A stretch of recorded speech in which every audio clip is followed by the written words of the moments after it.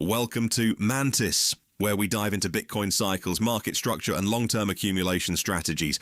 Same note as always before we start, nothing on this channel is financial advice. I'm an analyst and a builder. Mantis is a cycle analysis tool. What you do with your own money is your decision, not mine.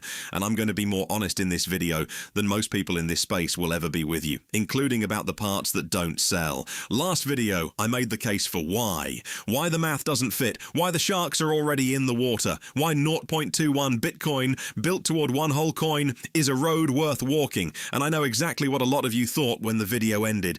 You thought, that's lovely, but I spend nearly everything I earn just to live. One whole coin at $60,000 odd. That's not a plan for me. That's an impossible dream.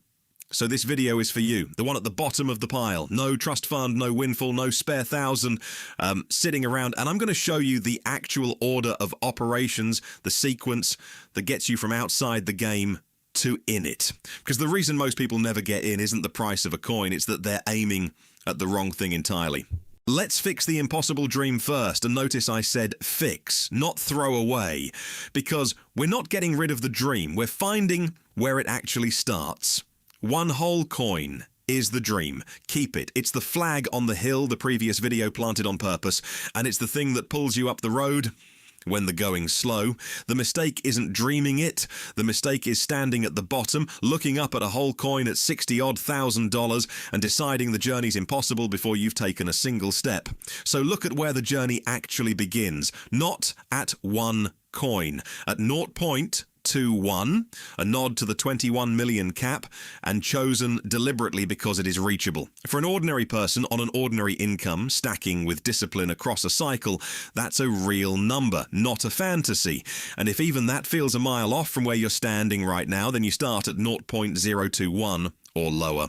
The exact fraction genuinely does not matter. What matters is that the number is small enough that you can actually begin, because the entire game is deciding to begin at all. Here's the exact thought that keeps people out. 20 quid won't change my life, so why bother? And that thought, that specific thought, is how you stay chum for your entire life, because getting in isn't a number you reach. It's a switch you flip. The switch from being a consumer, someone who spends everything that comes in, to being an owner, someone who ends every month holding a little more of the scarce thing than they did the month before. That switch costs your first few dollars of the asset, not a whole coin, your first few dollars. The whole coin is where the road leads. 0.21 or lower is simply where you step onto it. But here's the thing, and it's the whole reason there's an order to this. You don't take that first step yet. Not today, not on the strength of this video. Not before your affairs are in order. And getting your affairs in order is the next part, the honest part nobody sells. Now the honest part. The part the finance gurus skip because it doesn't sell a course. You cannot invest money you don't have. No amount of cycle timing genius, no chart, no calendar. None of it matters if there is nothing left at the end of the month to deploy. So the real first move isn't which coin, it's manufacturing a surplus. Any surplus, however small. And I'm not going to insult you by pretending that's easy. For some of you watching this, there genuinely isn't a spare pound right now. And if that's you, then your first job isn't Bitcoin at all. It's the boring, unglamorous work of widening the gap between what comes in and what goes out.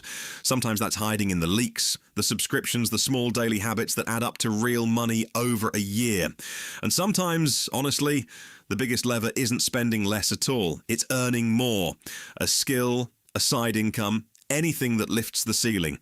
Because you can only optimize a surplus that exists.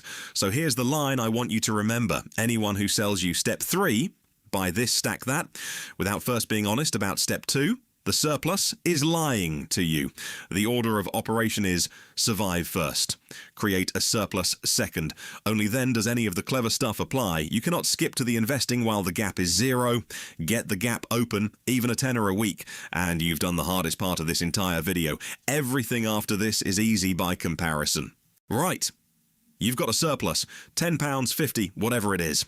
Step 3, you convert it relentlessly, automatically, and without drama. From the leaking currency into units of the thing that can't be diluted. And here's the mindset shift that makes it work.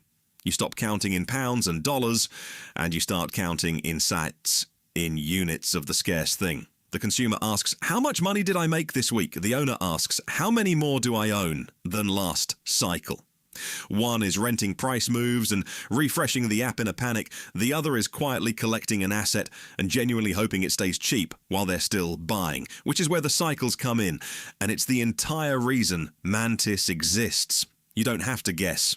Bitcoin moves in roughly 4-year tides, with faster weekly cycles inside them, and those rhythms are measurable.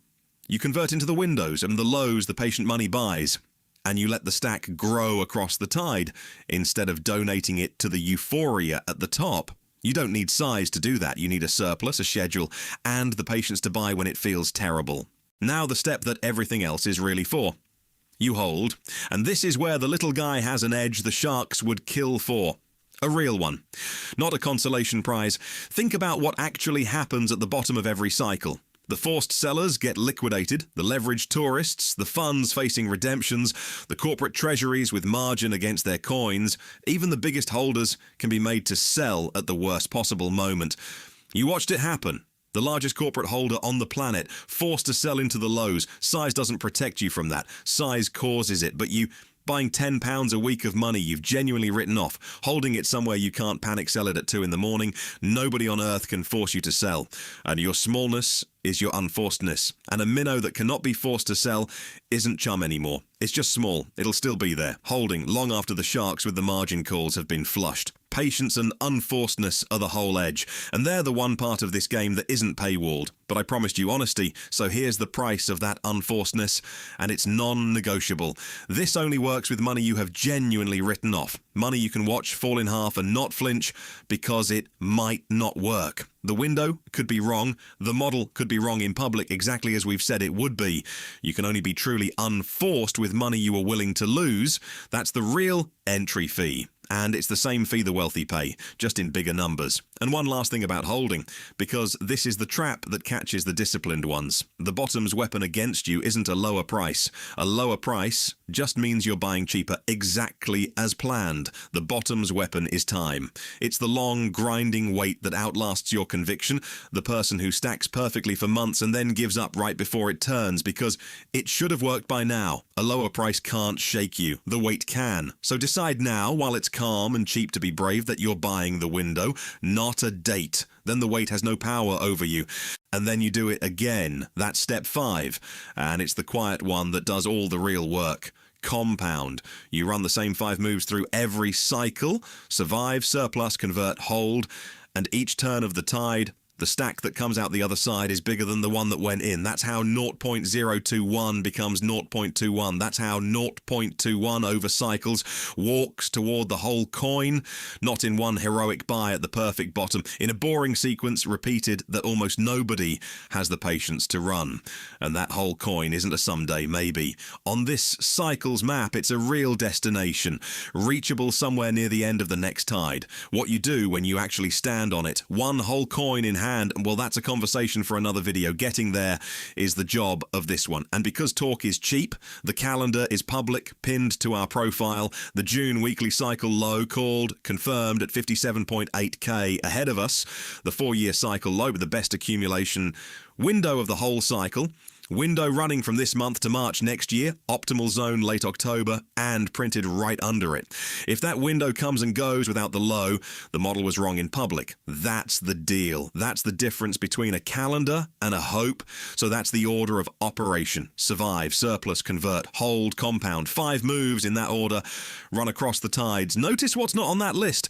Being rich to start, timing the exact bottom, owning a whole coin before you're allowed to begin. None of it. The whole coin stays right where it belongs, at the top of the hill, pulling you forward. You just don't have to start there.